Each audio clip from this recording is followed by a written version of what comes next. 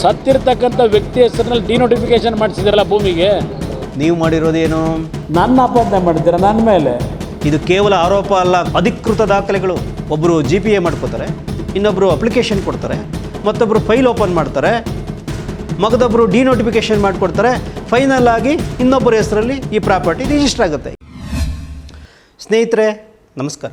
ನೀವು ನಾನಾ ಥರದ ಹಗರಣಗಳ ಬಗ್ಗೆ ಕೇಳಿರ್ತೀರಿ, ಆದರೆ ಘಂಟಾ ಘೋಷವಾಗಿ ಹೇಳ್ತೀನಿ, ಇಂಥ ಒಂದು ಸ್ಪೆಷಲ್ ಹಗರಣನ ನೀವು ಊಹೆ ಕೂಡ ಮಾಡಿರೋದಿಲ್ಲ.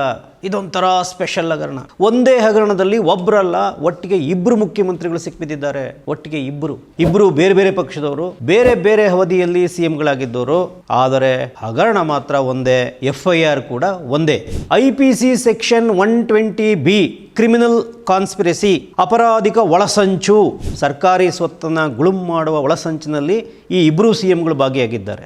ಬೇರೆ ರಾಜ್ಯದಲ್ಲಿ ಯಾರಾದರೂ ಇಂಥ ಸಾಧನೆ ಮಾಡಿದ್ದಾರೋ ಇಲ್ವೋ ಗೊತ್ತಿಲ್ಲ, ಆದರೆ ನಮ್ಮ ರಾಜ್ಯದಲ್ಲಂತೂ ಈ ಇಬ್ಬರು CMಗಳು ಜಂಟಿಯಾಗಿ ಈ ಸಾಧನೆ ಮಾಡಿದ್ದಾರೆ. ಈ ಸರ್ಕಾರಿ ಸ್ವತ್ತು ಯಾವುದು? ಬೆಂಗಳೂರು ಮಹಾನಗರದ ನಟ್ಟ ನಡುವೆ ಇರುವ ಪ್ರಾಪರ್ಟಿ ಇದು. ಮಂತ್ರಿಗಳು, ಮುಖ್ಯಮಂತ್ರಿಗಳ ಮನೆ ಇರೋ ಏರಿಯಾ ಇದು. ಈ ಪ್ರಾಪರ್ಟಿಯ ಇವತ್ತಿನ ಮಾರ್ಕೆಟ್ ವ್ಯಾಲ್ಯೂ 106 ಕೋಟಿ ರೂಪಾಯಿಗಳು. ನಮ್ಮ ಈ ದಿನದ ಇನ್ವೆಸ್ಟಿಗೇಟಿಂಗ್ ಟೀಮ್ ಈ ಬ್ರಹ್ಮಾಂಡ ಭ್ರಷ್ಟಾಚಾರದ ಬೆನ್ನತ್ತಿ ವರ್ಷಗಟ್ಟಲೆ ಎಫರ್ಟ್ ಹಾಕಿದೆ. ಇದೊಂಥರ ರೆಡ್ ಹ್ಯಾಂಡೆಡ್ ಕ್ರೈಮ್ ಸ್ಟೋರಿ ಥರದ್ದು. ಈ ಹಗರಣವನ್ನು ಸಂಪೂರ್ಣ ಅರ್ಥ ಮಾಡ್ಕೊಳ್ಬೇಕಂದ್ರೆ ತಪ್ಪದೆ ಕೊನೆಯವರೆಗೂ ಈ ವಿಡಿಯೋ ನೋಡಿ. ಸ್ನೇಹಿತರೆ, ಈಗ ಈ ಸ್ಪೆಷಲ್ ಸ್ಕ್ಯಾಂಡಲ್ನ ವಿಚಾರಕ್ಕೆ ಬರೋಣ. ಇದರ ಆರಂಭ ಆಗಿದ್ದು 2007ನೇ ಇಸ್ವಿಯಲ್ಲಿ. ಕುಮಾರಸ್ವಾಮಿಯವರಾಗ ಮುಖ್ಯಮಂತ್ರಿ, ಯಡಿಯೂರಪ್ಪನವರು ಆಗ ಉಪಮುಖ್ಯಮಂತ್ರಿ. ಅದು BJP JDS ಸಮ್ಮಿಶ್ರ ಸರ್ಕಾರ. ಹೀಗಿರುವಾಗ ದಿನಾಂಕ 22/8/2007 ಈ ಡೇಟ್ಗಳು ಭಾಳ ಇಂಪಾರ್ಟೆಂಟು, ದಯವಿಟ್ಟು ನೆನಪಲ್ಲಿಟ್ಕೊಳ್ಳಿ. CM ಕುಮಾರಸ್ವಾಮಿಯವರ ಆಫೀಸು ಅವತ್ತು ರಾಕೆಟ್ ಸ್ಪೀಡಲ್ಲಿ ಕೆಲಸ ಮಾಡಿತ್ತು. ಆ ದಿನ CM ಕಚೇರಿಗೆ ರಾಜಶೇಖರಯ್ಯ ಅನ್ನೋ ಹೆಸರಿನಲ್ಲಿ ಒಂದು ಅರ್ಜಿ ಬರುತ್ತೆ. ಆ ಅರ್ಜಿಯಲ್ಲಿ ಏನಿತ್ತು? ಸ್ವಾಮಿ, ಸೋ ಅಂಡ್ ಸೋ ಜಮೀನು ನಮ್ಮ ಕುಟುಂಬದ್ದು, ಈ ಜಮೀನನ್ನು BDAನವರು ಅಕ್ವೈರ್ ಮಾಡ್ಕೊಂಡ್ಬಿಟ್ಟಿದ್ದಾರೆ, ಅದನ್ನು ಡಿನೋಟಿಫಿಕೇಶನ್ ಮಾಡಿಕೊಡಿ ಅಂತ ಬರೆಯಲಾಗಿತ್ತು. ತಾರೀಖು 22/8/2007.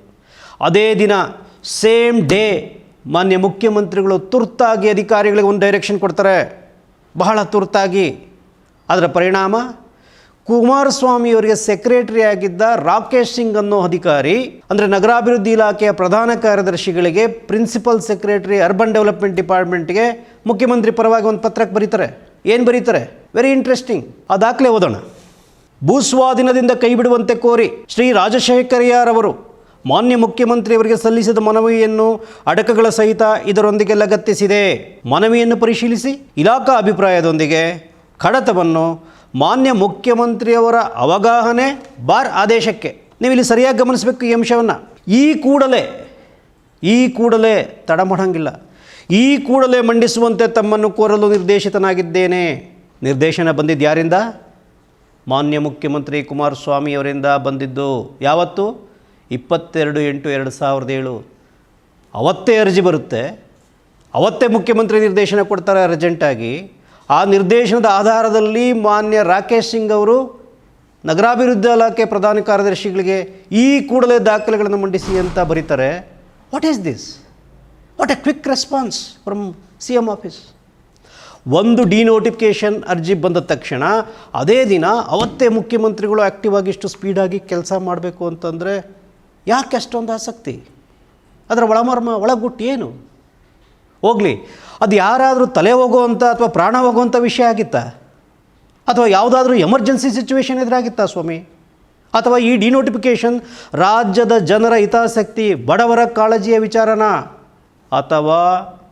ಅಥವಾ ಇದರ ಹಿಂದೆ ಬೇರೆ ಏನಾದರೂ ಮಸಲತ್ತು ಇದೆಯಾ? ನೋಡೋಣ. ಏನು ಮಸಲತ್ತು ಅನ್ನೋದನ್ನು ಒಂದೊಂದಾಗಿ ನೋಡೋಣ. ಮೊದಲಿಗೆ ಈ ಭೂಮಿ ಯಾವುದು, ಯಾವ ಭೂಮಿಯ ಡಿನೋಟಿಫಿಕೇಷನ್ ಕೇಸ್ ಇದು, ಈ ಡೀಟೇಲ್ಸ್ ನೋಡೋಣ.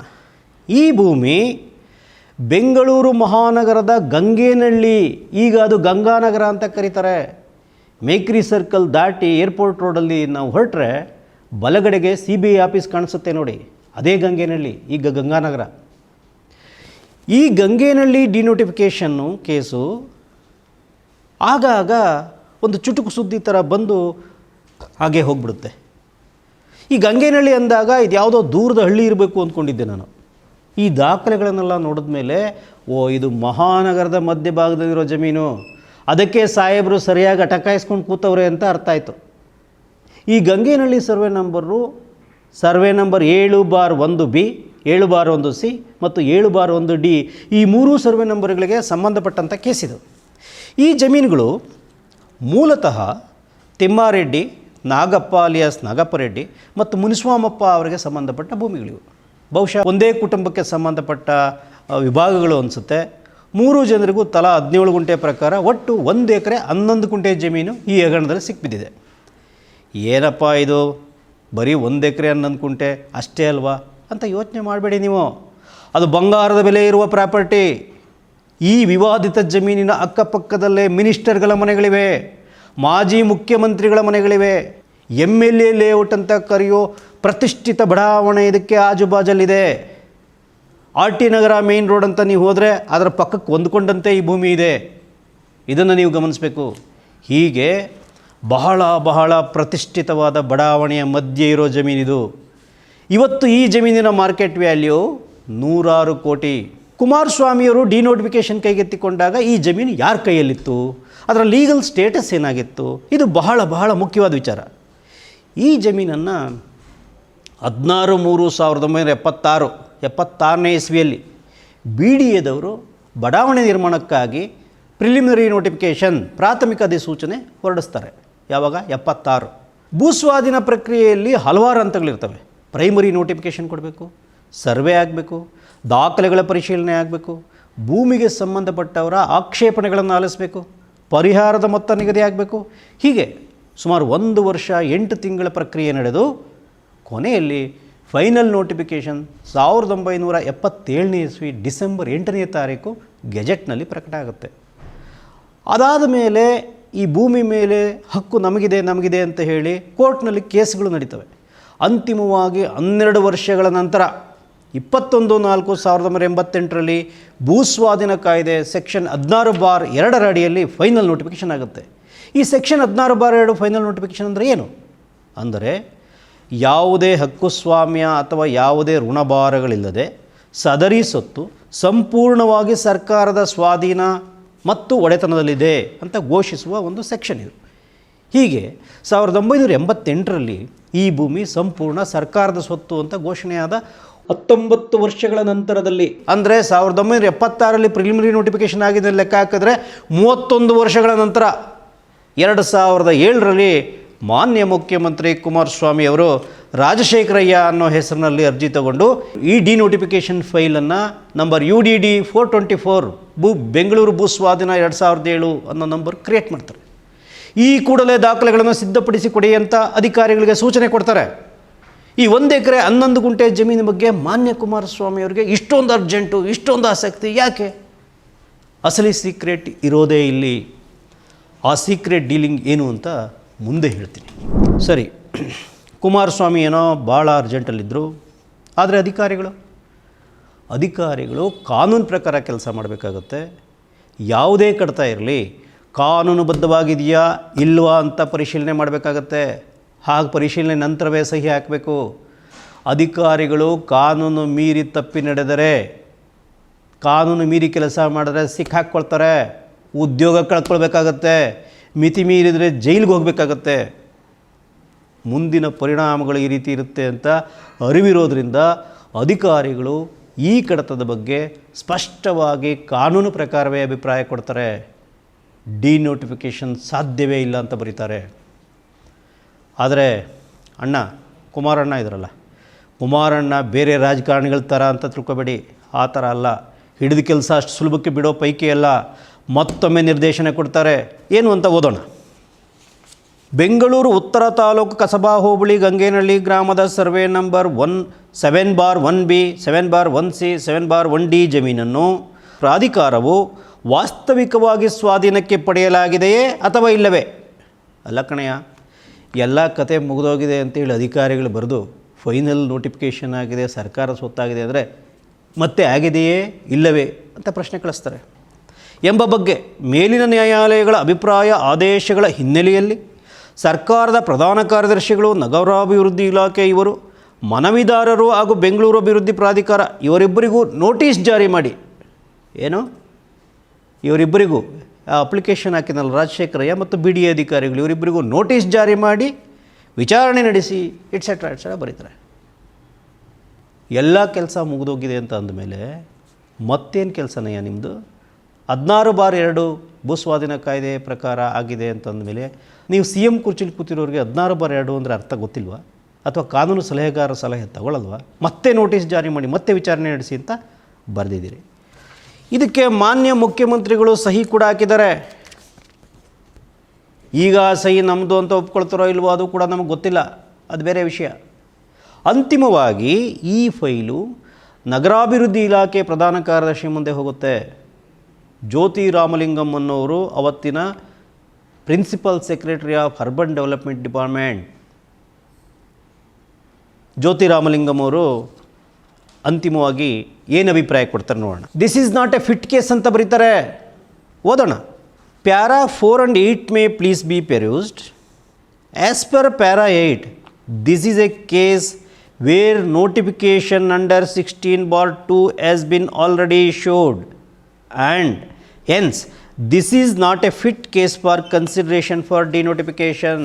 ಯಾವ ಕಾರಣಕ್ಕೂ 16/2 ಸೆಕ್ಷನ್ ಅಡಿಯಲ್ಲಿ ನೋಟಿಸ್ ಇಶ್ಯೂ ಆಗಿ ಫೈನಲ್ ಆಗಿರುವುದರಿಂದ ಇದು ಯಾವ ಕಾರಣಕ್ಕೂ ಡಿನೋಟಿಫಿಕೇಷನ್ಗೆ ಪರಿಗಣಿಸಲಿಕ್ಕೆ ಫಿಟ್ ಕೇಸ್ ಅಲ್ಲ, ಮಾಡಲಿಕ್ಕೆ ಸಾಧ್ಯವೇ ಇಲ್ಲ ಅಂತ ಬರೆದು ಜ್ಯೋತಿ ರಾಮಲಿಂಗಂ ಅವರು ಸಹಿ ಹಾಕ್ತಾರೆ. 9/10/2007 ಕುಮಾರಸ್ವಾಮಿಯವರ ಜೀವನದಲ್ಲಿ ಬಹಳ ಮುಖ್ಯವಾದ ದಿನ. ಕೊನೆ ಗಳಿಗೆವರೆಗೂ ಡಿನೋಟಿಫಿಕೇಷನ್ ಫೈಲ್ ಪುಷ್ ಮಾಡ್ತಾರೆ ಸಾಹೇಬರು. ಆದರೆ ಇದು ಸಾಧ್ಯ ಆಗೋಲ್ಲ ಪಾಪ.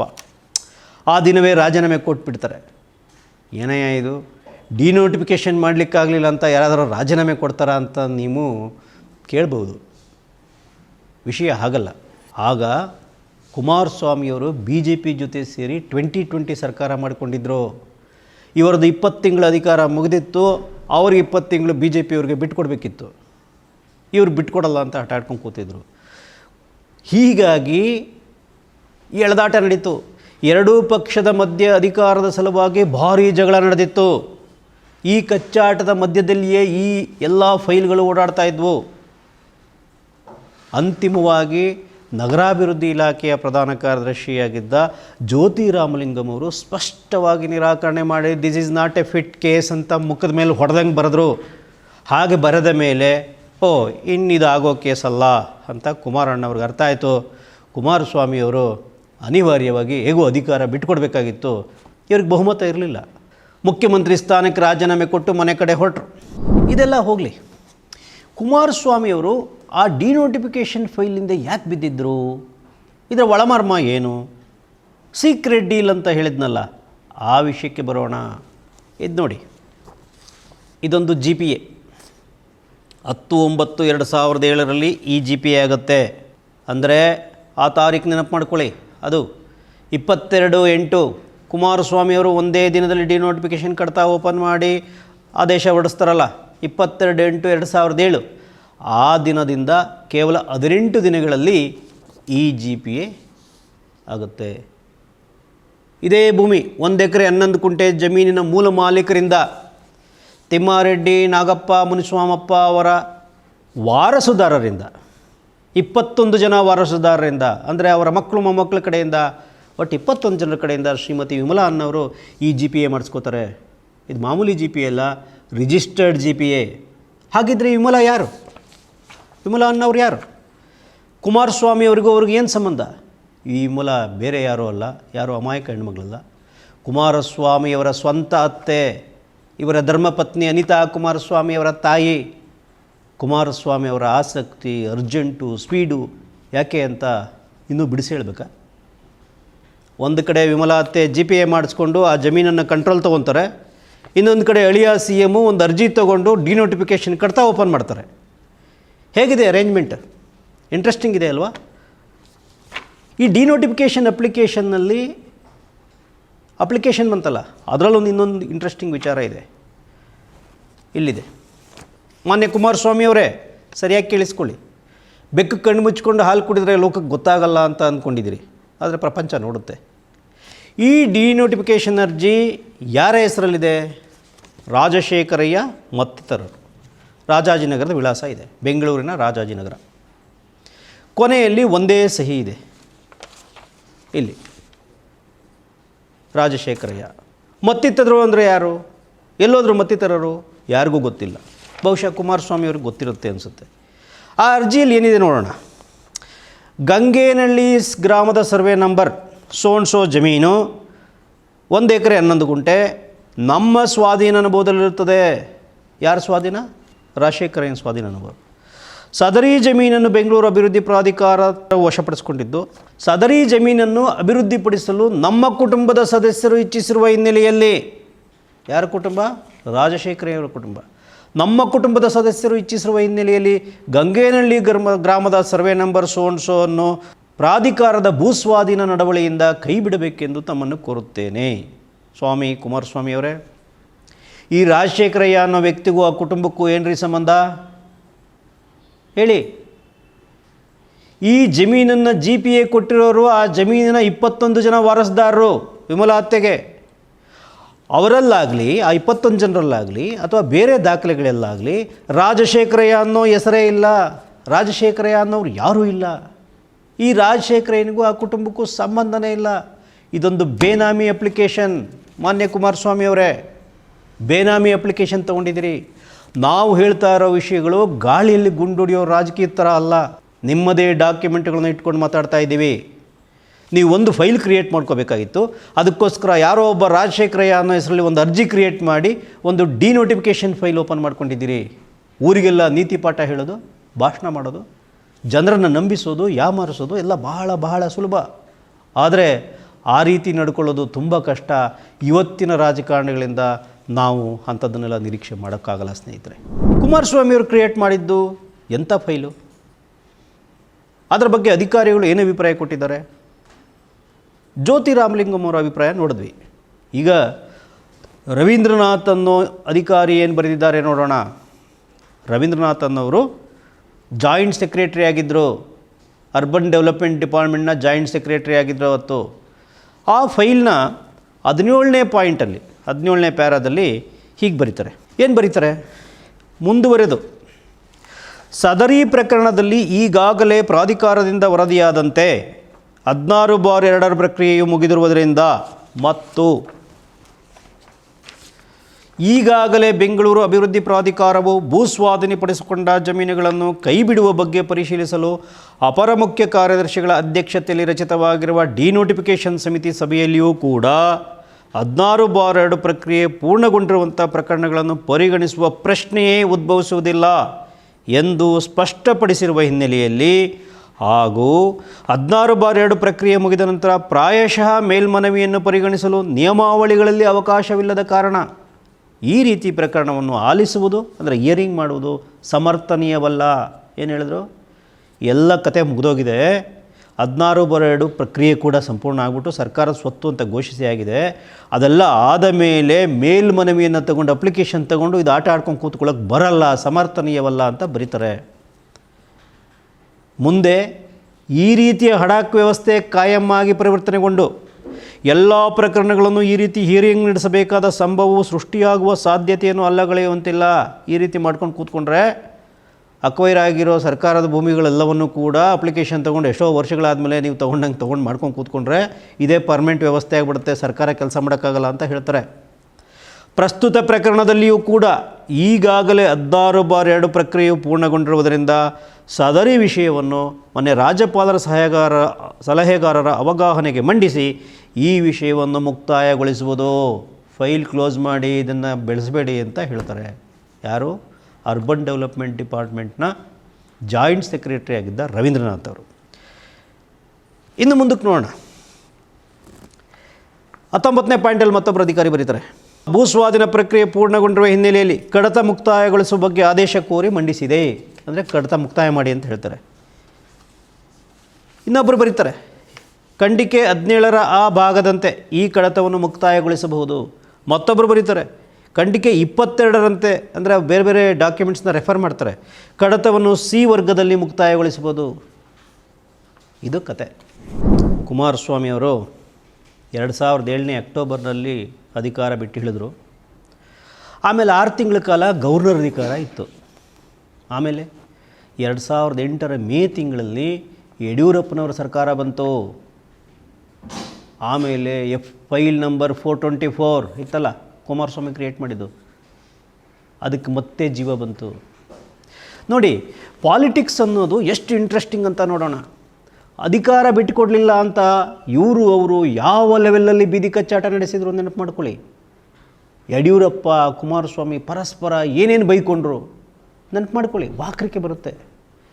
ರಾಜಕೀಯ ಅಂದರೆ ಹೀಗೇನಾ, ಇಷ್ಟು ಕೆಳಹಂತಕ್ಕೆ ಜನ ಹಿಡಿತಾರ ಅನಿಸುತ್ತೆ. ಇನ್ಯಾವತ್ತೂ ಇವರು ಒಬ್ರಿಗೊಬ್ರು ಮುಖ ಕೊಟ್ಟು ಮಾತಾಡಲ್ವೇನೋ, ಪರಸ್ಪರ ಹೊಡೆದಾಡ್ಕೊಳ್ತಾರೇನೋ ಅನ್ನೋಷ್ಟು ಪರಸ್ಪರ ದ್ವೇಷ, ಆಕ್ರೋಶ ಬೀದಿಯಲ್ಲಿ ಕಾಣುತ್ತೆ. ಇದೆಲ್ಲ ತೆರೆಯ ಮುಂದೆ ಮಾತ್ರ. ಕೇವಲ ಪಬ್ಲಿಕ್ ಕನ್ಸಂಪ್ಷನ್ಗೋಸ್ಕರ ನಮ್ಮಂಥವ್ರನ್ನ ಚ್ಯುತ್ಯ ಮಾಡೋದು ಅಂತಾರಲ್ಲ, ಆ ಥರ. ಆದರೆ ತೆರೆ ಹಿಂದಿನ ರಾಜಕೀಯದಲ್ಲಿ ಡೀಲ್ಗಳು ನಡೀತವೆ, ಜೊತೆಯಲ್ಲಿ ನಡೀತವೆ. ಈ ಕೇಸಲ್ಲಿ ಏನಾಯಿತು? ಡೀಲ್ ಹೇಗಾಗಿದೆ? 1.5 ವರ್ಷದ ನಂತರ ಮತ್ತೆ ಈ ಫೈಲ್ಗೆ ಸೇಮ್ ಫೈಲ್ ನಂಬರ್ 424ಗೆ ಮತ್ತೆ ಜೀವ ಬರುತ್ತೆ. ಮಾನ್ಯ ಕುಮಾರಸ್ವಾಮಿಯವರು ಆಲ್ರೆಡಿ ಮುಗಿದೋಗಿರೋ ಕೇಸ್ ಬಗ್ಗೆ ಒಂದು ಫೈಲ್ ಓಪನ್ ಮಾಡಿ ವೆಂಟಿಲೇಟರ್ ಹಾಕಿ ಅದಕ್ಕೆ ಆಕ್ಸಿಜನ್ ಕೊಟ್ಟು ಗ್ಲೂಕೋಸು ಇದು ಎಲ್ಲ ಹಾಕಿ ಸ್ವಲ್ಪ ಶಕ್ತಿ ಕೊಟ್ಟು ಫೈಲ್ ಓಡಾಡಿಸಿದ್ರು ಆ ಕಡೆ ಈ ಕಡೆ. ಮಾಮೂಲಿ ಓಡಾಟ ಅಲ್ಲ, ಅದು ರನ್ನಿಂಗ್ ರೇಸ್ ಥರ ಓಡಾಟ ಮಾಡ್ತು. ನಂತರ ಮುಖ್ಯಮಂತ್ರಿ ಯಡಿಯೂರಪ್ಪನವರು ಬಂದ ಮೇಲೆ ಏನಾಯಿತು ನೋಡೋಣ. ಈ ಮುಖ್ಯಮಂತ್ರಿಗಳ ಪರವಾಗಿ ಕಡತಗಳನ್ನು ಪ್ರಾಸೆಸ್ ಮಾಡೋರು ಯಾರು ಆ ಪ್ರಕ್ರಿಯೆ ನಡೆಸೋದು? ಅವರ ಕಾರ್ಯದರ್ಶಿಗಳು ಮುಖ್ಯಮಂತ್ರಿಯವರ ಸೂಚನೆ ಮೇರೆಗೆ ಸೂಚನೆ ತಗೊಂಡು ಕೆಲಸ ಮಾಡ್ತಾರೆ. BG ನಂದಕುಮಾರ್ ಅನ್ನೋರು ಅವತ್ತಿನ ಮುಖ್ಯಮಂತ್ರಿ ಯಡಿಯೂರಪ್ಪನವರ ಜಂಟಿ ಕಾರ್ಯದರ್ಶಿಯಾಗಿದ್ದರು. BG ನಂದಕುಮಾರ್ ಅವರು ಏನು ಹೇಳ್ತಾರೆ ನೋಡಿ. ಕಡತ ಸಂಖ್ಯೆ UDD 424 ಬೆಂಗಳೂರು ಭೂಸ್ವಾಧೀನ 2007 ಇದೆ ಕುಮಾರಸ್ವಾಮಿಯವರು ಫೈಲ್. ಈ ಕಡತವನ್ನು ಸಂಪೂರ್ಣ ಮಾಹಿತಿ ಮತ್ತು ಸ್ಪಷ್ಟ ಅಭಿಪ್ರಾಯದೊಂದಿಗೆ ಮಾನ್ಯ ಮುಖ್ಯಮಂತ್ರಿಯವರ ಅವಗಾಹನೆಗೆ ಕಳಿಸಿಕೊಡುವಂತೆ ಕೋರಲು ಆದೇಶಿತನಾಗಿದ್ದೇನೆ. BG ನಂದಕುಮಾರ್ ಮುಖ್ಯಮಂತ್ರಿಯವರ ಕಾರ್ಯದರ್ಶಿ. ಯಾವತ್ತು? 27/3/2010 ಆದೇಶಿತನಾಗಿದ್ದೇನೆ ಮುಖ್ಯಮಂತ್ರಿಯವರಿಂದ. ನಂತರದಲ್ಲಿ ಕೆಲವು ಅಧಿಕಾರಿಗಳು ಆ ಫೈಲ್ನ ಟೆಕ್ನಿಕಲ್ ಅಂಶಗಳ ಬಗ್ಗೆ ಬರೀತಾರೆ. ಕೋರ್ಟ್ ಕೇಸ್ ಆಗಿದ್ದು, ಫೈನಲಿ ಸರ್ಕಾರದ ಸೊತ್ತಾಗಿದ್ದು, ಹೇಗೆ ಅನ್ನೋ ಡೀಟೇಲ್ಸ್ ಎಲ್ಲ ಬರೀತಾರೆ. ಡಿನೋಟಿಫಿಕೇಷನ್ಗೆ ಕಾನೂನಿನ ಪ್ರಕಾರ ಅವಕಾಶ ಇರುವುದಿಲ್ಲ ಅಂತ ಸ್ಪಷ್ಟವಾಗಿ ಬರೆದಿದ್ದಾರೆ. ಇನ್ನೊಂದು ಡಾಕ್ಯುಮೆಂಟ್ ಪರಿಶೀಲನೆ ಮಾಡೋಣ. ಮೇಲಿನ ಖಂಡಿಕೆಗಳಲ್ಲಿ ತಿಳಿಸಿರುವಂತೆ ಸಮೂಹ ವಸತಿ ಯೋಜನೆಗಾಗಿ ಅಭಿವೃದ್ಧಿಪಡಿಸಲು ಹೊರಡಿಸಿರುವ ಆದೇಶದ ಬಗ್ಗೆ ಪರಿಶೀಲಿಸಲಾಗಿ ಸರ್ಕಾರದಲ್ಲಿ ಸದರಿ ಆದೇಶಕ್ಕೆ ಸಂಬಂಧಿಸಿದಂತೆ ಸಂಬಂಧಪಟ್ಟ ಕಡತವು ಸಿ ವರ್ಗದಲ್ಲಿ 16/7/2001 ಇಸ್ವಿನಲ್ಲಿ ಮುಕ್ತಾಯಗೊಳಿಸಲಾಗಿದ್ದು, ಅಂದರೆ 16/7/2001 ಸಾಲಿನಲ್ಲಿ ಮುಕ್ತಾಯಗೊಳಿಸಲಾಗಿದ್ದು ಕಡತ ಲಭ್ಯವಿರುವ ಸಾಧ್ಯತೆ ಇರುವುದಿಲ್ಲ. 2001ರಲ್ಲೇ ಫೈಲ್ ಕ್ಲೋಸ್ ಮಾಡಿ ಸರ್ಕಾರ ವಶಪಡಿಸ್ಕೊಂಡು ಇದನ್ನು ಮಾಡಿಬಿಟ್ಟಿದ್ದೀವಿ. ಆ ಹಳೆ ದಾಖಲೆಗಳು ಬೇಕು ಅಂತಂದರೆ ಈಗ ಸಿಗುವ ಸಾಧ್ಯತೆ ಇರುವುದಿಲ್ಲ. ಇದಾದ ಮೇಲೆ ಇನ್ನೂ ಒಂದು ವಿಷಯ ನೋಡಿ, ಇಲ್ಲೊಂದು ಇಂಟ್ರೆಸ್ಟಿಂಗ್ ವಿಚಾರ ಇದೆ. ಸುಬೀರ್ ಹರಿಸಿಂಗ್ ಸರ್ಕಾರದ ಅಪರ ಮುಖ್ಯ ಕಾರ್ಯದರ್ಶಿ ನಗರಾಭಿವೃದ್ಧಿ ಇಲಾಖೆ, ಕೊನೆಯಲ್ಲಿ ಅವ್ರದ್ದೊಂದು ಅಭಿಪ್ರಾಯ ಕೊಡಬೇಕು. ಸರ್ಕಾರದ ಅಪರ ಮುಖ್ಯ ಕಾರ್ಯದರ್ಶಿ additional chief secretary urban development department Subir Harisingh ಅವ್ರ ಮುಂದೆ ಪೇಪರ್ ಹೋಗುತ್ತೆ. ಅವರು ಅಭಿಪ್ರಾಯ ಬರೀಬೇಕು. ಆ ಪುಣ್ಯಾತ್ಮ ಅನ್ನಲ್ಲ ಅನ್ನಲ್ಲ ನೋಡಿ, ಬರೀ ಸಹಿ ಹಾಕಿದ್ದಾರೆ. ಮಾಡಿ ಅಂತಲೂ ಹೇಳಲ್ಲ, ಮಾಡಬೇಡಿ ಅಂತಲೂ ಹೇಳಲ್ಲ. ಯಾಕೆ ಇವರು ರಾಮಾಯಣ ಅಂತ ಒಂದು ಸೈನ್ ಹಾಕ್ಬಿಟ್ಟು ಮಾನ್ಯ ಮುಖ್ಯಮಂತ್ರಿಯವರಿಗೆ ಫಾರ್ವರ್ಡ್ ಮಾಡ್ತಾರೆ ಅವ್ರ ಕಚೇರಿಗೆ. ಸುಬೀರ್ ಹರಿಸಿಂಗು ಈ ತಲೆನೋವೇ ನನಗೆ ಬೇಡ, ಇದರಲ್ಲಿ ಸಿಕ್ಕಾಕ್ಕೊಳ್ಳೋದೇ ಬೇಡ ಅಂತ ಬಹುಶಃ ಯೋಚನೆ ಮಾಡಿ ಫಾರ್ವರ್ಡ್ ಮಾಡ್ತಾರೆ. ಮಾನ್ಯ ಮುಖ್ಯಮಂತ್ರಿಯವರು ಯಡಿಯೂರಪ್ಪನವರು ಇದ್ಯಾವುದೋ ಅವ್ರಿಗೆ ಲೆಕ್ಕಕ್ಕಿಲ್ಲ. ನೀವೇನಾದರೂ ಬರ್ಕೊಳ್ರಯ್ಯ, ನಾನು CM, ನನಗೆ ಬೇಕಾದಂಗೆ ಆದೇಶ ಮಾಡ್ತೀನಿ, ಯಾವನು ಕೇಳ್ತಾನೆ ನನ್ನ ಮುಂದೆ ಯಾವ ಕಾನೂನು ಲೆಕ್ಕ ಅಂತ ಅವರ ಧೋರಣೆ ಆಗಿತ್ತು ಅನಿಸುತ್ತೆ. ಇದು ನೋಡಿ, BS ಯಡಿಯೂರಪ್ಪ ಒಂದು ಲೈನ್, ಭೂಸ್ವಾಧೀನದಿಂದ ಕೈ ಬಿಡಲು ಆದೇಶಿಸಿದೆ. ಒಂದು ಲೈನ್ ಆದೇಶ ಹೊಡಿಸ್ತಾರೆ. ಯಾಕೆ ಕೈ ಬಿಡ್ತಾರೆ ಅವ್ರಿಗೆ ಗೊತ್ತು. ಏನು ಡೀಲ್ ಆಗಿದೆ ಕುಮಾರಸ್ವಾಮಿ ಅವ್ರಿಗೂ ಇವ್ರಿಗೆ, ವಿ ಡೋಂಟ್ ನೋ. ಇದನ್ನು ಅವರ ಹುಂಬತನ ಅನ್ಬೇಕಾ, ದಾಷ್ಟ್ಯ ಅಂತೀರಾ, ಅಧಿಕಾರದ ಅಹಂಕಾರ, ಅಧಿಕಾರದ ಮದ ಅಂತೀರಾ, ಅಥವಾ ಎಲ್ಲದರ ಮಿಶ್ರಣ ಅಂತೀರಾ? ನೀವೇ ತೀರ್ಮಾನ ಮಾಡಿ. ಅವರು ಚೆಕ್ಕಲ್ಲಿ ಹಣ ತಗೊಂಡು ಜೈಲಿಗೆ ಹೋಗಿ ಬಂದವರು ಕೂಡ. ಯಡಿಯೂರಪ್ಪನವರು ಜೂನ್ 5ನೇ ತಾರೀಕು ಸಹಿ ಹಾಕಿದ ನಂತರದಲ್ಲಿ ಜೂನ್ 7ನೇ ತಾರೀಕು ಇದು ಗೆಜೆಟ್ನಲ್ಲಿ ಪ್ರಕಟಣೆ ಆಗುತ್ತೆ. ಸಹಜವಾಗಿ ಸರ್ಕಾರದ ಪ್ರಕ್ರಿಯೆ. ಏನಂತ ಪ್ರಕಟಣೆ ಆಗುತ್ತೆ? ಡಾಕ್ಯುಮೆಂಟ್ ನೋಡೋಣ. ಇದು ತಿಮ್ಮಾರೆಡ್ಡಿ 17 ಕುಂಟೆ, ಟಿ ನಾಗಪ್ಪ 17 ಕುಂಟೆ, ಮುನಿಸ್ವಾಮಪ್ಪ 17 ಕುಂಟೆ, ಒಟ್ಟು 1 ಎಕರೆ 11 ಕುಂಟೆಯ ಜಮೀನು ಈ ಭೂಸ್ವಾಧೀನದಿಂದ ಕೈ ಬಿಡಲಾಗಿದೆ ಅಂತ ಆದೇಶದಲ್ಲಿದೆ. ಅಷ್ಟು ಮಾತ್ರ ಅಲ್ಲ, ಇದು ಯಾವ ಕಾರಣಕ್ಕಾಗಿ ಭೂಸ್ವಾಧೀನ ಆಗಿತ್ತು ಅನ್ನೋದು ಕೂಡ ಇದರಲ್ಲಿದೆ. ಈ ಜಮೀನನ್ನು ಯಾವುದಕ್ಕೆ ನಿಗದಿಪಡಿಸಿದರು? ಈ ಜಮೀನನ್ನು ಸಮೂಹ ವಸತಿ ಸಮುಚ್ಚಯ ನಿರ್ಮಾಣ ಮಾಡಲಿಕ್ಕೆ ಅಂತ ಮಿನಿಸ್ಟ್ರಿಗಳಿಗೋಸ್ಕರ ಅಲ್ಲ, middle class, lower middle class ಜನರಿಗಾಗಿ ಸಮೂಹ ವಸತಿ ಸಮುಚ್ಚಯ ಕಟ್ಟಲಿಕ್ಕೆ ಅಂತ ಕಾಯ್ದಿರಿಸಿದ್ದ ಜಮೀನಿದು. ಮಿನಿಸ್ಟ್ರುಗಳಿಗಾಗಿ ಮೀಸಲಾಗಿದ್ದ ಜಮೀನಾಗಿದ್ದರೆ ಬಹುಶಃ ಇವ್ರ ಕೈ ಆಗ್ತಿರಲಿಲ್ಲ. ಇದು ಬಗಡಬಗ್ಗರದಲ್ವಾ, ಮಾಮೂಲಿ ಜನರದು. ಆ ಸ್ಕೀಮನ್ನೇ ಕ್ಯಾನ್ಸಲ್ ಮಾಡಿಸಿ ಡಿನೋಟಿಫಿಕೇಷನ್ ಮಾಡಿಸ್ಕೊಂಡಿದ್ದಾರೆ. Total extent withdrawn 1 acres 11 guntas for developing the said lands under group housing scheme stands cancelled. ಇದು ಬಹಳ important. For developing the said lands under group housing scheme stands cancelled. Kumaraswamy ಅವರೇ, ಇಲ್ಲಿ ಬಹಳ ಮುಖ್ಯವಾದ ಇನ್ನೊಂದು ವಿಷಯ ಇದೆ, ಸ್ವಲ್ಪ ಗಮನ ಕೊಟ್ಟು ಕೇಳಿಸ್ಕೊಳ್ಳಿ. ಸತ್ತವ್ರ ಹೆಸರಲ್ಲಿ ಡಿನೋಟಿಫಿಕೇಷನ್ ಮಾಡ್ತಿರಲ್ರಿ, ಮಾನ ಮರ್ಯಾದೆ ಇಲ್ವಾ ಅಂತ ಕೇಳ್ತೀರಿ ಬೇರೆಯವ್ರನ್ನ. ಸತ್ತಿರ್ತಕ್ಕಂಥ ವ್ಯಕ್ತಿ ಹೆಸರಿನಲ್ಲಿ ಡಿನೋಟಿಫಿಕೇಷನ್ ಮಾಡಿಸಿದಾರಲ್ಲ ಭೂಮಿಗೆ, ಸತ್ತಿರ್ತಕ್ಕಂಥ ವ್ಯಕ್ತಿ ಹೆಸರಿನಲ್ಲಿ ಡಿನೋಟಿಫಿಕೇಷನ್ ಮಾಡಿಸಿದಾರಲ್ಲ ಭೂಮಿಗೆ.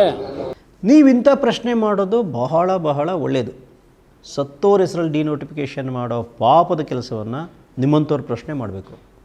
ಈ ವಿಷಯ ಪಬ್ಲಿಕ್ನಲ್ಲಿ ಎಕ್ಸ್ಪೋಸ್ ಆದಾಗ ನಮ್ಮಂಥವ್ರಿಗೆ ಗೊತ್ತಾಗುತ್ತೆ. ನೀವು ಮಾಡಿರೋದೇನು? ಡಿನೋಟಿಫಿಕೇಷನ್ ಆಗಿದ್ದು ಯಾರ ಹೆಸರಲ್ಲಿ? ಜಿ ತಿಮ್ಮಾರೆಡ್ಡಿ, ಟಿ ನಾಗಪ್ಪ, ಮುನಿಸ್ವಾಮಪ್ಪ ಅವರ ಹೆಸರಲ್ಲಿ. ಡಿನೋಟಿಫಿಕೇಷನ್ ಆಗಿದ್ದು ಜಿ ತಿಮ್ಮಾರೆಡ್ಡಿ, ಟಿ ನಾಗಪ್ಪ, ಮುನಿಸ್ವಾಮಪ್ಪ ಅವರ ಹೆಸರಲ್ಲಿ. ದಯವಿಟ್ಟು ಗಮನಿಸಿ. 2007ರಲ್ಲಿ ಅಪ್ಲಿಕೇಶನ್ ಬಂದ 2 ವಾರದಲ್ಲಿ ವಿಮಲಾ ಅತ್ತೆ ಅವರು GPA ರಿಜಿಸ್ಟರ್ ಮಾಡ್ಕೊಂಡ್ರಲ್ಲ, ವಿಮಲಾ ಅತ್ತೆ 2007ರಲ್ಲಿ. ಈ ಜಮೀನಿನ ಮೂಲ ಮಾಲೀಕರು 3 ಜನ, ಅವ್ರು ಯಾರೂ ಬದುಕಿರಲಿಲ್ಲ. ಮೂಲ ಮಾಲೀಕರು 2007ರಲ್ಲೇ ಬದುಕಿರಲಿಲ್ಲ. ನೋಡಿ, ನಿಮ್ಮದೇ ಡಾಕ್ಯುಮೆಂಟು, ವಿಮಲಾ ಅತ್ತೆಯವರ GPA, ಅದನ್ನು ನೋಡೋಣ. ಆ GPAನಲ್ಲಿರೋರು ಅವರ ವಂಶಸ್ಥರು. ಇಲ್ಲಿ ನೋಡಿ, ದಾಖಲೆಗಳನ್ನು ಗಮನಿಸಿ. Jayaramaiah son of late Nagappa Reddy. ಜಯರಾಮಯ್ಯವರ ತಂದೆ ನಾಗಪ್ಪ ಇರಲಿಲ್ಲ. ಜಯರಾಮಯ್ಯವರ ವಯಸ್ಸು 63 ವರ್ಷ 2007ರಲ್ಲಿ. Shrimati Kanthakumari, daughter of late Nagappa Reddy, ಅವ್ರಿಗೆ 62 ವರ್ಷ. ಮಗಳಿಗೆ ಅಪ್ಪ ಬದುಕಿರಲಿಲ್ಲ, late Nagappa Reddy. Shri Shamanna son of late Muniswamappa. ಶಾಮಣ್ಣನ ವಯಸ್ಸು 66 ವರ್ಷ 2007ರ ನಿಮ್ಮ ದಾಖಲೆ ಪ್ರಕಾರ. ಮುನಿಸ್ವಾಮಪ್ಪರು ಬದುಕಿರಲಿಲ್ಲ, ಲೇಟ್ ಮುನಿಸ್ವಾಮಪ್ಪ.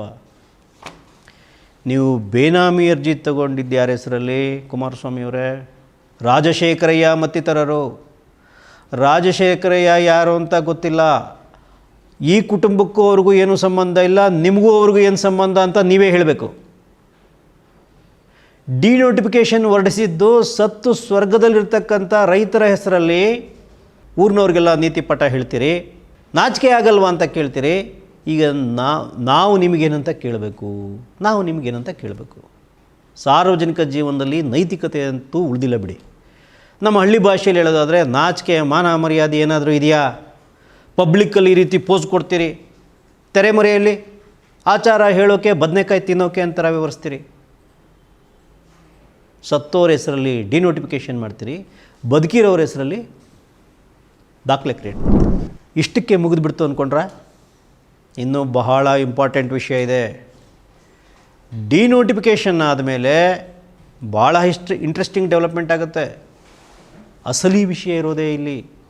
ಡಿನೋಟಿಫಿಕೇಷನ್ ಆದ ಡೇಟ್ ಯಾವುದು? 5/6/2010. ಅದಾದ 1 ತಿಂಗಳಿಗೆ ಕರೆಕ್ಟಾಗಿ 5/7/2010 ಜುಲೈ 5ನೇ ತಾರೀಕು ಒಂದು ಕ್ರಯಪತ್ರ ರಿಜಿಸ್ಟರ್ ಆಯಿತು. ಯಾರಿಂದ ಯಾರಿಗೆ? ವಿಮಲಾ ಅತ್ತೆ ಇದ್ದಾರಲ್ಲ, ಕುಮಾರಣ್ಣವರು ವಿಮಲಾ ಅತ್ತೆ, ಅವರಿಂದ ಡಾಕ್ಟರ್ TS ಚೆನ್ನಪ್ಪ ಅವರಿಗೆ ಶುದ್ಧ ಕ್ರಯಪತ್ರ ರಿಜಿಸ್ಟರ್ ಆಯಿತು. ಡಾಕ್ಟರ್ TS ಚೆನ್ನಪ್ಪ ಅಂದರೆ ಯಾರು? ವಿಮಲಾ ಅತ್ತೆಯ ಸ್ವಂತ ಮಗ.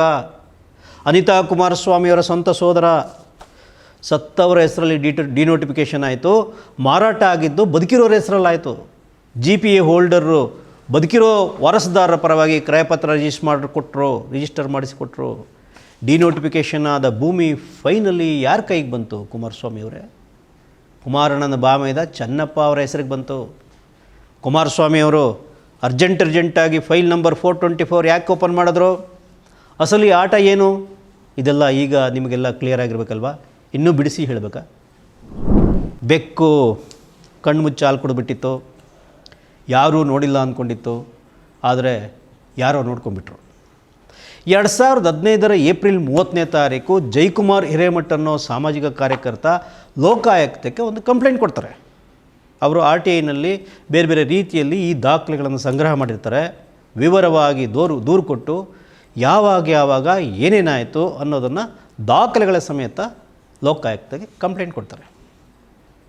ಲೋಕಾಯುಕ್ತದವರು ಈ ದಾಖಲೆಗಳನ್ನು ಪರಿಶೀಲನೆ ಮಾಡಲಿಕ್ಕೆ 1 ವಾರ ತಗೋತಾರೆ. ಇದರಲ್ಲಿ ಸತ್ಯಾಂಶ ಇದೆ ಅಂತ ಪ್ರೈಮಾ ಫೆಸಿ ದೃಢಪಟ್ಟ ಮೇಲೆ ಒಂದು FIR, ಸತ್ಯಾಂಶ ಇದೆ ಅಂತ ಪ್ರೈಮಾ ಫೆಸಿ ದೃಢಪಟ್ಟ ಮೇಲೆ ಒಂದು FIR ರಿಜಿಸ್ಟರ್ ಮಾಡ್ತಾರೆ. Crime number 27/2015. ಈ FIRನಲ್ಲಿ ಅಕ್ಯೂಸ್ಡ್ ಯಾರು? Accused number 1 BS Yediyurappa, accused number 2 HD Kumaraswamy. ಇಬ್ಬರೂ CMಗಳು ಜಂಟಿಯಾಗಿ ಮಾಡಿದ ದೇಶೋದ್ಧಾರ ಇದು. ಅಕ್ಯೂಸ್ಡ್ ನಂಬರ್ 3 ವಿಮಲಾ, ಕುಮಾರಣ್ಣವರ ಅತ್ತೆ. ಅಕ್ಯೂಸ್ಡ್ ನಂಬರ್ 4 TS ಚೆನ್ನಪ್ಪ, ಕುಮಾರಣ್ಣವರ ಬಾಮೈದ. Accused number 5 Rajashekharaiah, the benami applicant, denotification benami ಅರ್ಜಿದಾರ. ಈ 5 ಜನರ ಮೇಲೆ FIR ದಾಖಲಾಗುತ್ತೆ. ಏನೇನು ಸೆಕ್ಷನ್ ಏನು? Prevention of corruption act 13/1C, 13/1D, 13/2. ಏನು ಹೇಳ್ತವೆ ಈ ಸೆಕ್ಷನ್ಗಳು? ಸಾರ್ವಜನಿಕ ಹುದ್ದೆಯಲ್ಲಿ ಇದ್ಕೊಂಡು ಸಾರ್ವಜನಿಕ ಸ್ವತ್ತುಗಳನ್ನು ಕಬಳಿಸೋದು ಅಥವಾ ಪರಭಾರೆ ಮಾಡೋದಕ್ಕೆ ಸಂಬಂಧಪಟ್ಟ ಸೆಕ್ಷನ್ಗಳಿವು. ಇದಲ್ಲದೆ IPS ಸೆಕ್ಷನ್ಗಳಿದ್ದಾವೆ. IPC section 120B criminal conspiracy, ಅಪರಾಧಿಕ ಒಳಸಂಚು. ಅಂದರೆ ಒಂದು ಸಾರ್ವಜನಿಕ ಆಸ್ತಿಯನ್ನು ಗುಳುಂ ಮಾಡಲಿಕ್ಕೆ ಇಷ್ಟೆಲ್ಲ ಜನ ಸೇರ್ಕೊಂಡಿದ್ರಲ್ಲ, ಅದು ಒಬ್ಬರು GPA ಮಾಡ್ಕೋತಾರೆ, ಇನ್ನೊಬ್ಬರು ಅಪ್ಲಿಕೇಶನ್ ಕೊಡ್ತಾರೆ, ಮತ್ತೊಬ್ಬರು ಫೈಲ್ ಓಪನ್ ಮಾಡ್ತಾರೆ, ಮಗದೊಬ್ಬರು ಡಿನೋಟಿಫಿಕೇಷನ್ ಮಾಡಿಕೊಡ್ತಾರೆ, ಫೈನಲ್ ಆಗಿ ಇನ್ನೊಬ್ಬರ ಹೆಸರಲ್ಲಿ ಈ ಪ್ರಾಪರ್ಟಿ ರಿಜಿಸ್ಟರ್ ಆಗುತ್ತೆ. ಇದೆಲ್ಲ ಒಂದು ಸೆಟ್. 120B ಕ್ರಿಮಿನಲ್ ಕಾನ್ಸ್ಪಿರಸಿ, ಇದು ಸೆಕ್ಷನ್ ಅರ್ಥ. ಇದಲ್ಲದೆ IPC ಸೆಕ್ಷನ್ 420 ಅನ್ನೋದು ಪಾಪ್ಯುಲರ್ ವರ್ಡ್, ಚೀಟಿಂಗ್, ಸಾರ್ವಜನಿಕರನ್ನು ನಂಬಿಸಿ ಯಾಮಾರಿಸಿದ್ದಕ್ಕೆ ಈ ಸೆಕ್ಷನ್ ಹಾಕಿದ್ದಾರೆ. 409 ಕ್ರಿಮಿನಲ್ ಬ್ರೀಚ್ ಆಫ್ ಟ್ರಸ್ಟ್, ವಿಶ್ವಾಸ ದ್ರೋಹ. ಜನ ನಿಮ್ಮ ಮೇಲೆ ವಿಶ್ವಾಸ ಇಟ್ಟು ನಿಮ್ಮನ್ನು ಅಧಿಕಾರದಲ್ಲಿ ಕೂರಿಸ್ತಾರೆ. ಇಂತಿಂಥ ಸ್ವತ್ತುಗಳಿವೆ, ಇಂತಿಂಥ ಅಧಿಕಾರ ಇದೆ, ಅದನ್ನೆಲ್ಲ ಕಾಪಾಡಿ ಜನರಿಗೋಸ್ಕರ ಅಭಿವೃದ್ಧಿ ಪಡಿಸ್ರಯ್ಯ ಅಂತ ನಿಮ್ಮನ್ನು ಅಧಿಕಾರದಲ್ಲಿ ಕೂರಿಸ್ತಾರೆ. ನೀವೇನು ಮಾಡಿದ್ರೆ, ನೀವು ಅಧಿಕಾರ ದುರ್ಬಳಕೆ ಮಾಡಿಕೊಂಡು ಕಾನೂನು ಉಲ್ಲಂಘನೆ ಮಾಡಿ ಸಾರ್ವಜನಿಕ ಆಸ್ತಿಗಳನ್ನ ಕಬಳಿಸಿ ವಿಶ್ವಾಸ ದ್ರೋಹ ಎಸಗಿದ್ದೀರಿ ಜನರಿಗೆ. ಇದು 409. IPC 418 418 ಏನಿದು ಏನು ಹೇಳುತ್ತೆ? ರಕ್ಷಣೆ ಮಾಡಬೇಕಾದವರೇ ಭಕ್ಷಣೆ ಮಾಡಿದ ಅಪರಾಧ ಇದು. ಬೇಲಿ ಎದ್ದು ಒಲಮೇಯ್ತು ಅಂತಾರಲ್ಲ, ಅಂಥ ವ್ಯವಹಾರಕ್ಕೆ ಸಂಬಂಧಿಸಿದ್ದು. ಇಂಥ ಎಲ್ಲ ಸೆಕ್ಷನ್ಗಳನ್ನು ಈಗ ಹಾಕ್ಕೊಂಡು ನೀವು ಕೂತಿದ್ದೀರಿ. ಸ್ನೇಹಿತರೆ, ಇದುವರೆಗೂ ಒಂದು ರೀತಿ ಆಯಿತು. ಇನ್ನು ಲೋಕಾಯುಕ್ತ FIR ಆದಮೇಲೆ ಇದರ ಕತೆ ಮತ್ತೊಂದಿದೆ. ಈ ದೇಶದ ದುರಂತ ಇದೆಯಲ್ಲ, ಅದು ಅಲ್ಲಿ ನಡೆಯುತ್ತೆ. ಇಂಥ ರೆಡ್ ಹ್ಯಾಂಡೆಡ್ ಕೇಸು ರಿಜಿಸ್ಟರ್ ಆಗಿ 9 ವರ್ಷ 4 ತಿಂಗಳಾಗಿದೆ. ನೆನ್ಪಿಟ್ಕೊಳ್ಳಿ, ಇದು 10ನೇ ವರ್ಷ. ಈ ಕೇಸು ಅದರ ಫೈಲ್ಗಳು ಧೂಳಿಡ್ತಾ ಕೂತಿವೆ. 10ನೇ ವರ್ಷ ಲೋಕಾಯುಕ್ತ ಕಚೇರಿಯಲ್ಲಿ ಧೂಳಿಡ್ಕೊಂಡು ಕೂತಿದ್ದಾವೆ. ಮಾನ್ಯ ಲೋಕಾಯುಕ್ತ ಸಾಹೇಬ್ರೆ, ಲೋಕಾಯುಕ್ತದಲ್ಲಿರ್ತಕ್ಕಂಥ ದೊಡ್ಡ ದೊಡ್ಡ ಅಧಿಕಾರಿಗಳೇ, ಏನು ಮಾಡ್ತಾಯಿದ್ದೀರಿ ಇಷ್ಟು ವರ್ಷ?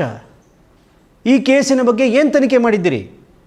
ಈ ಇಬ್ಬರು CMಗಳಿಗಾಗಲಿ ಅವರ ಪ್ರೊಫೈಲ್ ಬಂಧುಗಳಿದ್ರಲ್ಲ ಅವ್ರಿಗಾಗಲಿ ನೋಟಿಸ್ ಕೊಟ್ಟಿದ್ದೀರಾ? ವಿಚಾರಣೆ ಮಾಡಿದ್ದೀರಾ? ಡಿನೋಟಿಫಿಕೇಷನ್ ಕಡತಲ್ಲಿ ಆ ನೋಟ್ಗಳು ಬರೆದಿದ್ದಾರಲ್ಲ, ಅಷ್ಟೆಲ್ಲ ಮಾಹಿತಿ ಕೊಟ್ಟು ಅಭಿಪ್ರಾಯ ಬರೆದಿದ್ದಾರಲ್ಲ ಅಧಿಕಾರಿಗಳು, ಅವರ ಹೇಳಿಕೆ ಆದರೂ ತೊಗೊಂಡಿದ್ದೀರಾ? ಅವೆಲ್ಲ ಪ್ರಮುಖ ವಿಟ್ನೆಸ್ ಆಗ್ತಾವಲ್ಲ ಕೇಸಲ್ಲಿ. ಅಷ್ಟು ಮಾಡಲಿಕ್ಕೆ 10 ವರ್ಷ ಬೇಕಾ? ಲೋಕಾಯುಕ್ತ ಸಂಸ್ಥೆ ಇರೋದು ಭ್ರಷ್ಟರನ್ನ ರಕ್ಷಣೆ ಮಾಡಲಿಕ್ಕೋ ವಿಚಾರಣೆ ಮಾಡಲಿಕ್ಕೋ? ನೀವು ರಕ್ಷಣೆ ಮಾಡ್ತಾಯಿದ್ದೀರಾ, ವಿಚಾರಣೆ ಮಾಡ್ತಾಯಿದ್ದೀರಾ? ಪ್ರೊಫೈಲ್ ಅಧಿಕಾರಿಗಳನ್ನು ಬಚಾವ್ ಮಾಡಿ ಕೆಳ ಹಂತದ ನೌಕರರ ಮೇಲೆ ಮಾತ್ರ ಪ್ರತಾಪ ತೋರಿಸ್ತೀರಿ. ಲೋಕಾಯುಕ್ತದ ಇಂಥ ನಿರ್ಲಕ್ಷ್ಯ ನೋಡಿದರೆ ವ್ಯವಸ್ಥೆ ಮೇಲೆ ಜನ ವಿಶ್ವಾಸ ಕಳೆದುಕೊಳ್ತಾರೆ ಅಂತ ಅನ್ಸಲ್ವಾ ನಿಮಗೆ? ಆ ಪರಿಜ್ಞಾನ ಇಲ್ವಾ? ದಯಮಾಡಿ ರಾಜ್ಯದ ಜನತೆಗೆ ಉತ್ತರ ಕೊಡಿ ಲೋಕಾಯುಕ್ತರೆ, ದಯಮಾಡಿ ಉತ್ತರ ಕೊಡಿ. ಇನ್ನು ಅಧಿಕಾರದಲ್ಲಿರ್ತಕ್ಕಂಥ ಕಾಂಗ್ರೆಸ್ ಪಕ್ಷಕ್ಕೆ ನೇರ ಪ್ರಶ್ನೆ ಕೇಳಬೇಕಾಗಿದೆ. ಸ್ವಾಮಿ, ನೀವು ಜನರಿಗೆ ಕೊಟ್ಟಿದ್ದ ಭರವಸೆ ಏನು? ಭ್ರಷ್ಟಾಚಾರಗಳನ್ನು ಬಯಲಿಗೆಳೆದು ಕಾನೂನು ಪ್ರಕಾರ ಕ್ರಮ ತೆಗೆದುಕೊಳ್ತೀವಿ ಅಂತ ಚುನಾವಣೆಗಳಲ್ಲಿ ಭಾಷಣ ಮಾಡಿದ್ರಲ್ಲ, ಪ್ರಚಾರ ಮಾಡಿದ್ರಲ್ಲ, ಯಾಕೆ ಕೈ ಕಟ್ಕೊಂಡು ಕೂತಿದ್ದೀರಿ? ನೀವು ಕೂಡ ಶಾಮೀಲಾಗಿದ್ದೀರಾ ಇಂಥದ್ರಲ್ಲಿ? ಅಥವಾ ನಿಮ್ಮದೇನಾದರೂ ಬಂಡವಾಳ ಹೊರತೆಗಿತಾರೆ ಅವರು ಅಂತ ಭಯನ? ಏನು ನಿಮ್ಮ ಕತೆ? BJP JDS ಬಿಟ್ಟು ನಿಮ್ಗೆ ಯಾಕೆ ಜನ ಓಟ್ ಹಾಕಬೇಕಾಗಿತ್ತು?